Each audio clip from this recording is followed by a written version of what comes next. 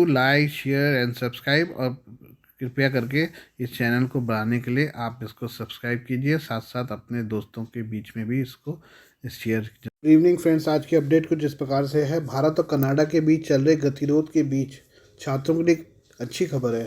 दोनों देशों के बीच चल रही इस खींचतान का असर उनके वीज़ा पर नहीं हो रहा है। छात्र वीज़ा पहले की तरह ही समय पर आ रहे हैं। वीज़ा सक्सेस रेट भी 90% से ऊपर है। कुछ छात्रों को तो 11 से 13 दिनों के भीतर भी वीज़ा मिला है। इतना ही नहीं, कनाडा जाने की भारतीय छात्रों की चाह में भी कोई कमी नहीं देखी जा रही। बीते सालों की तरह इस वर्ष भी बड़ी संख्या में छात्र पढ़ने के लिए कनाडा जाना चाहते हैं, वीज़ा के लिए अप्लाई कर रहे हैं। जालंधर और अमृतसर में पिनिकल इमिग्रेशन चलाने वाले तीरथ सिंह ने इंडियन एक्सप्रेस से बात करते हुए कहा कि हमने 3 अक्टूबर को जालंधर के एक निवासी के लिए छात्र वीज़ा के लिए आवेदन किया था। इसमें 11 दिनों के अंदर 14 अक्टूबर को हमें वीज़ा मिल गया। यहाँ तक कि 4.5 IELTS स्कोर वाले एक छात्र को भी वीज़ा मिल गया, जो हमारे लिए आश्चर्य से कम नहीं है। ज़्यादातर मामलों में वीज़ा 15 से 25 दिनों के भीतर आ रहे हैं। 14 अक्टूबर से 22 अक्टूबर के बीच हमें 1 दर्जन से ज़्यादा वीज़ा मिले हैं। तीरथ सिंह का कहना है कि वाणिज्यिक दूतावासों को बंद करने और कनाडा के राजनयिकों को वापस बुलाने के बावजूद वीज़ा सेवा प्रभावित नहीं हुई है। कपूरथला में वीज़ा संबंधी मामलों में सलाहकार गुरप्रीत सिंह ने भी यही कहा है। सिंह ने कहा कि सिर्फ स्टूडेंट ही नहीं, पति पत्नी के लिए वीज़ा में भी कोई देरी नहीं हुई है। उन्होंने कहा कि पहले जीवन साथी के लिए वीज़ा अक्सर बाद में आते थे, लेकिन इस दफ़ा वह स्टूडेंट वीज़ा के साथ ही मिल गए।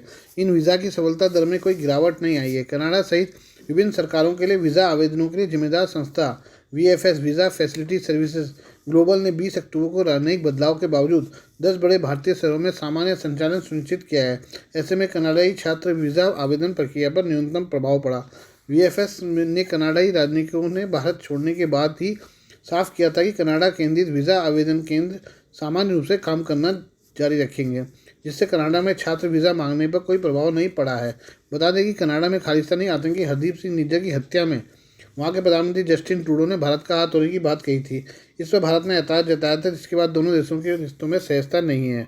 आइए अब हम इजरायली सेना के बारे में बात करें। इजरायली सेना ने गाज़ा के अल शिफा अस्पताल में मौजूद लोगों से परिसर को खाली करने का आदेश दिया है। शनिवार को सेना ने अस्पताल के कर्मचारियों और मरीजों से कहा कि 1 घंटे के भीतर चिकित्सा परिसर को खाली कर दे, जिसके बाद अस्पताल में मरीजों, चिकित्सा कर्मचारियों और मरीजों के परिवारों के बीच घबराहट और भय की स्थिति देखी गई। अस्पताल मैनेजमेंट का दावा है कि सेना के आदेश के बाद यहां मौजूद काफ़ी लोग पैदल ही दक्षिण की ओर निकल गए। अल जजीरा की रिपोर्ट के मुताबिक अस्पताल कर्मचारियों ने बताया कि मरीजों को दक्षिण तक ले जाने के लिए एम्बुलेंस नहीं है, न ही अस्पताल के पास गाड़ियों की पर्याप्त संख्या है। इजरायली सेना ने मरीजों, नवजात बच्चों, विस्थापित परिवारों को दक्षिण में स्थानांतरित करने के लिए कोई वाहन और एम्बुलेंस उपलब्ध किए बिना ही अस्पताल को खाली करने के लिए कह दिया। ऐसे में इस आदेश को मानते हुए परिसर को खाली करना संभव नहीं है।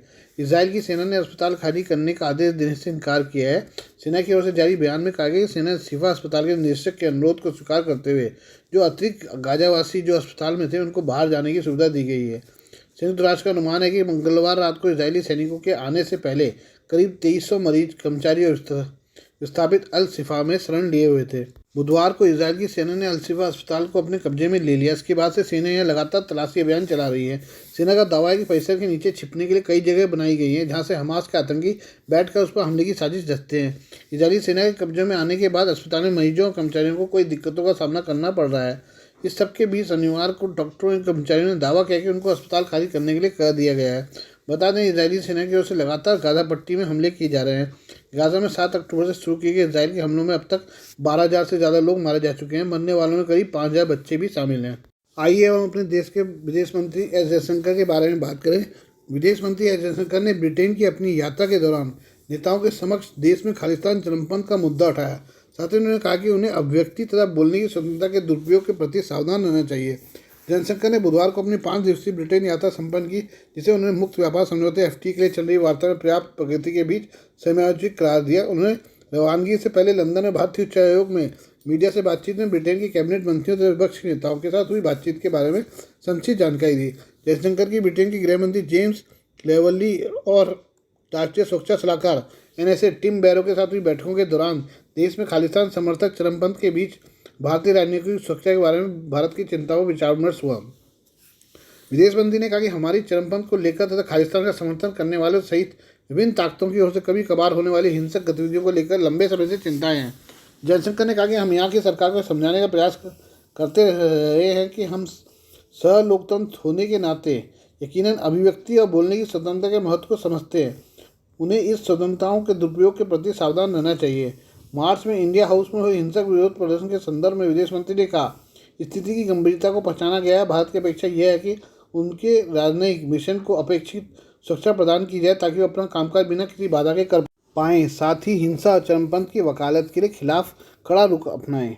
हम सऊदी अरब के बारे में बात करें। सऊदी अरब ने अपने देश में गाज़ा के प्रति समर्थन दिखाने और फ़लस्तीन के लिए प्रार्थना करने वालों के खिलाफ कार्रवाई शुरू कर दी है। इस मामले में इस्लाम के दो सबसे पवित्र स्थलों मक्का और मदीना से कई लोगों को हिरासत में लिया गया है। मिडिल ईस्ट आई की एक रिपोर्ट के अनुसार एक ब्रिटिश एक्टर और टीवी प्रेजेंटर इस्लाह अब्दुल रहमान को मक्का में तीर्थयात्रा के दौरान फ़लस्तीनी कैफिए पहने और फ़लस्तीनी रंग की तस्वीर ले जाने के लिए हिरासत में लिया गया था।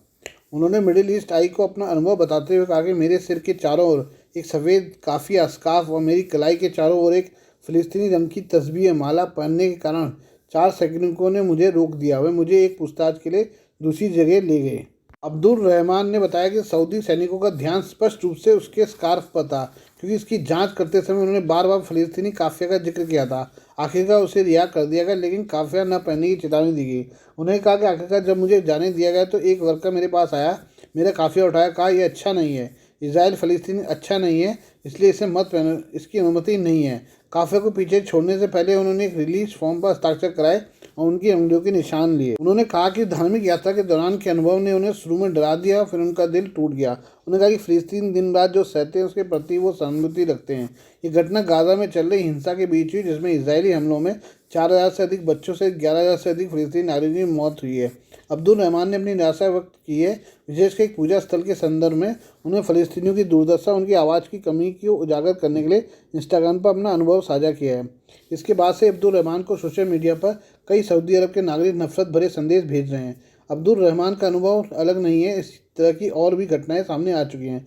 कुछ दिनों पहले फ़लस्तीनियों के लिए प्रार्थना करने पर सऊदी अरब में एक अल्जीरियाई व्यक्ति को गिरफ्तार कर लिया गया था। मिडिल ईस्ट आई की रिपोर्ट में कहा गया कि उस अल्जीरियाई नागरिक को 6 घंटे तक हिरासत में रखा गया और पूछताछ की गई। बाद में गाज़ा के लिए उसकी प्रार्थना वाले वीडियो को हटाने के लिए उसका फ़ोन जब्त कर लिया गया। दरअसल इसराइल और हमास के बीच संघर्ष ने सऊदी अरब को चुनौतीपूर्ण स्थिति में डाल दिया है। इसराइल और हमास के बीच चल रहा युद्ध सऊदी क्राउन प्रिंस मोहम्मद बिन सलमान के लिए एक जटिल चुनौती पेश करता है। गाज़ा में बढ़ती हिंसा इसराइल के साथ संबंधों को सामान्य बनाने और सऊदी अरब की अर्थव्यवस्था के विविधीकरण को बढ़ावा देने के मोहम्मद बिन सलमान के प्रयासों के लिए महत्वपूर्ण खतरा है। 7 अक्टूबर को इसराइल पर हमास के हमले के पीछे सऊदी अरब इसराइल संधि को एक प्रमुख वजह माना गया था। आज के लिए बस इतना ही। बाकी मिलते हैं कल आपसे नई खबरों के साथ। धन्यवाद।